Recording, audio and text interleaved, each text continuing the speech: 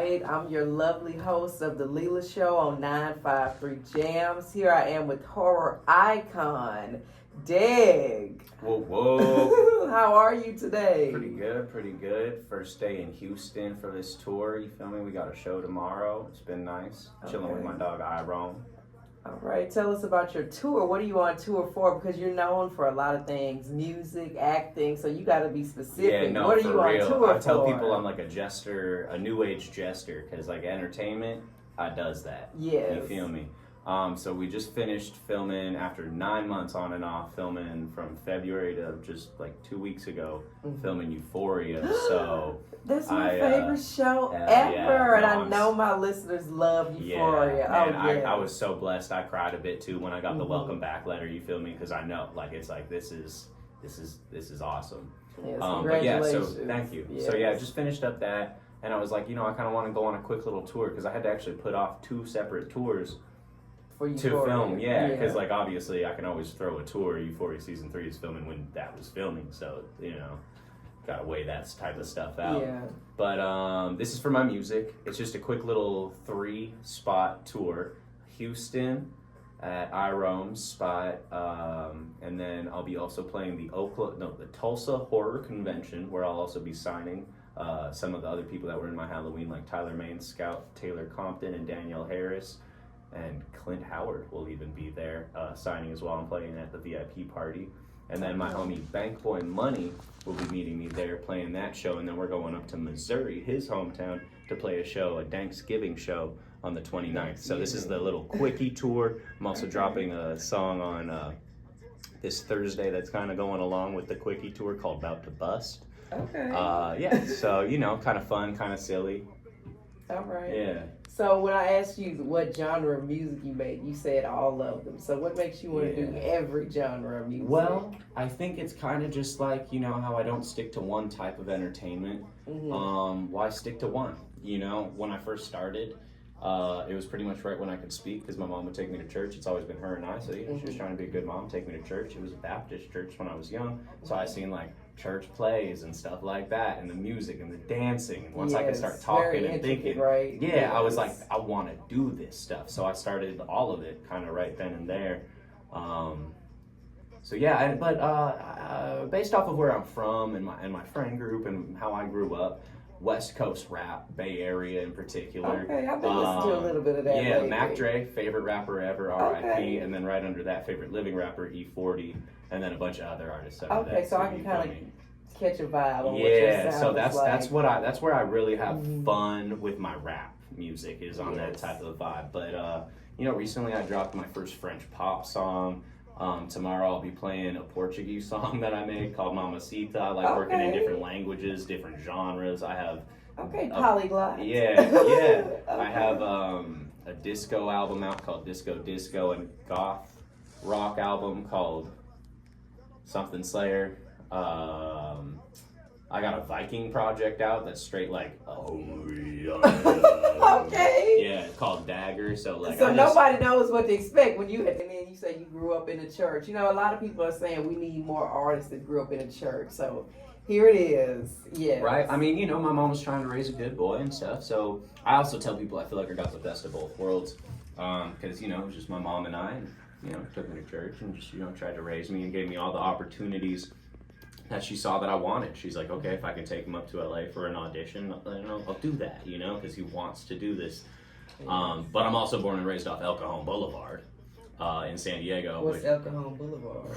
Well, it's known for some things that I probably shouldn't say on this station. But you feel me? So I feel like I got the best of both worlds because, like, at home, little goody two shoes, like, yes, mom, like, I'm a little angel, you feel me? But then I'm on the streets skating, doing hoodlum shit with stuff with my homies and whatnot, you feel me?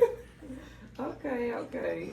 So you were in Rob Zombie's Halloween movie, and you played young Michael Myers. So this is where the horror icon comes in. Yeah. So what is it like playing such a legendary character? I mean, people get Michael Myers masks for Halloween every year. Definitely. So what is it like to just embody that role? It's really cool. I feel super blessed that I got to be part of the backstory. He was the first, Rob Zombie was the first director that took a Halloween and just was like, let's focus on this backstory a little bit more, you know, than just a couple little quick shots before the movie really gets started. Why he became a villain. And I'm not the biggest horror fan, you know, I like comedy personally more than anything, but I think any big character, you know, like whether it's a superhero, supervillain, serial killer, whatever, and if it's held a franchise down for so long and hasn't had a backstory, every character deserves a backstory. That is true. You know, so then the fans want to know like, how they became the way they are, especially with villains. Yeah, it was really fun.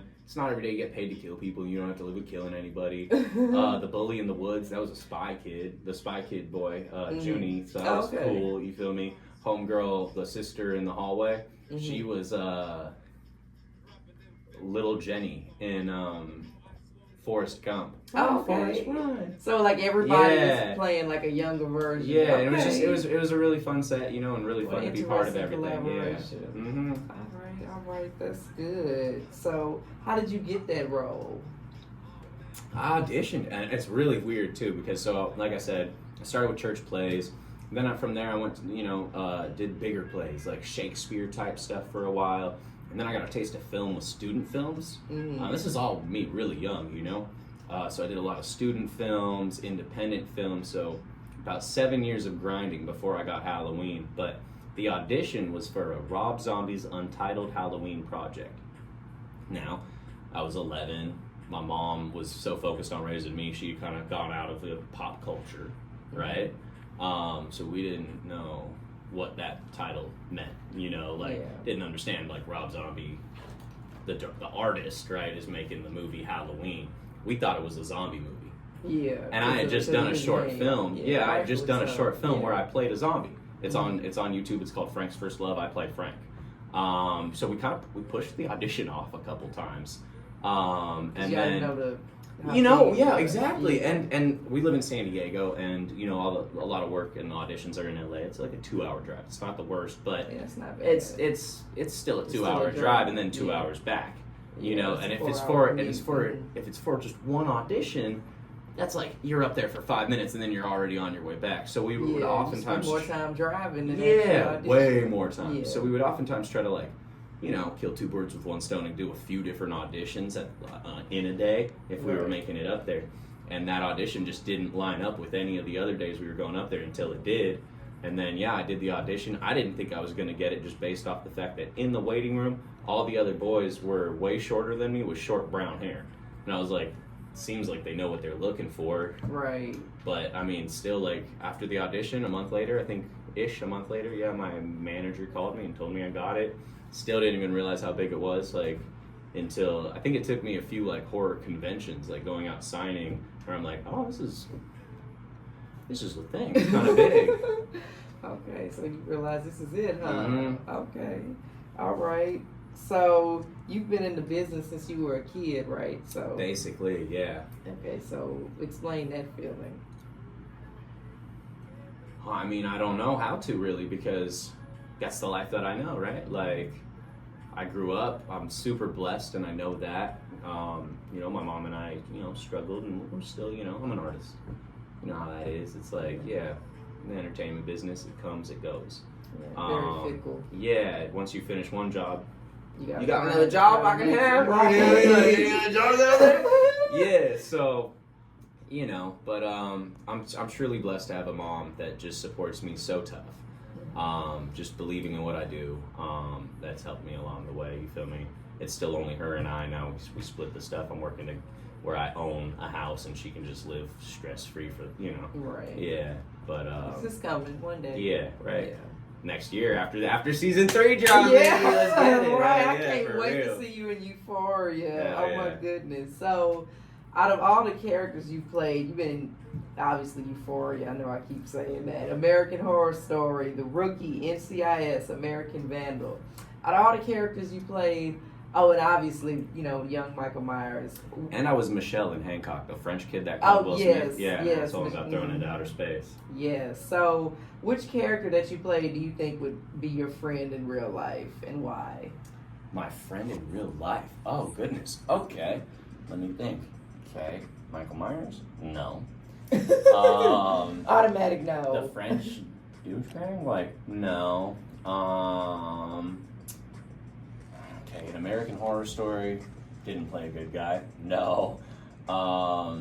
In The Rookie, maybe, but that guy was like the stupidest drug dealer ever. I don't know if you've seen it yet, but if you haven't and you want to see it and you don't like spoilers, I don't know, skip 30 seconds forward or something from right here, or just mute for 30 seconds.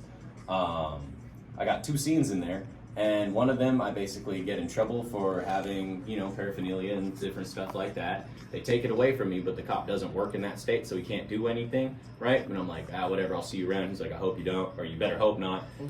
There's this scene in between where, it's not shown, but him and a cop buddy from there basically call me and my buddy, and they're like, hey, you can have your stuff back.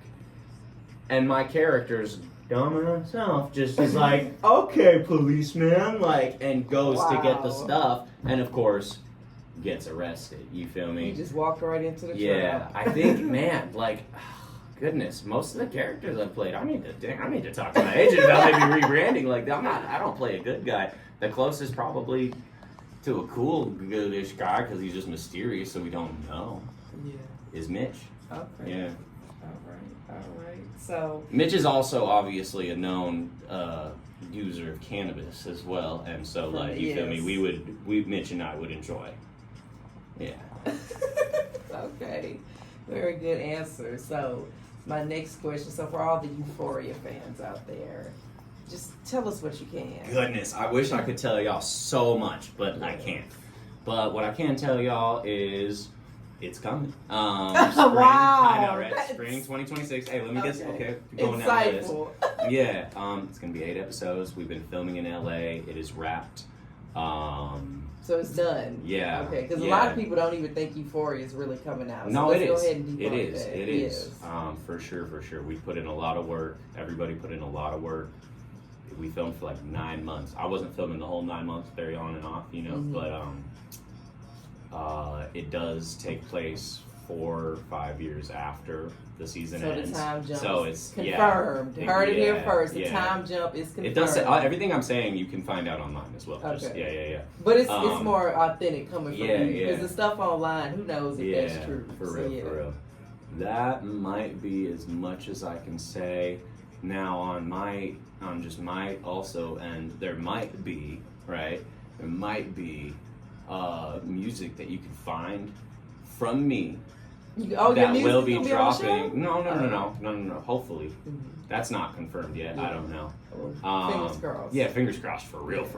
Because that'd be freaking fire. Yes. But I will be dropping music alongside each episode of Euphoria. So just as my own little as my own thing, might as well. Yeah, they hired Daeg, and I'm dropping while This Is Great searching Daeg. Up Euphoria. Yeah, it'll kind of roll with it. I'm not gonna say much more than that, but it'll kind of roll with the episodes, and we'll have a 8 weekly drops from me as Euphoria drops. Okay, well I'm looking forward to that. Well, you got to send it to me, so definitely, because my show comes on Sundays, Euphoria comes on Sundays. For real. So we got yes, it's the place to be for Euphoria Yeah. fans. Perfect.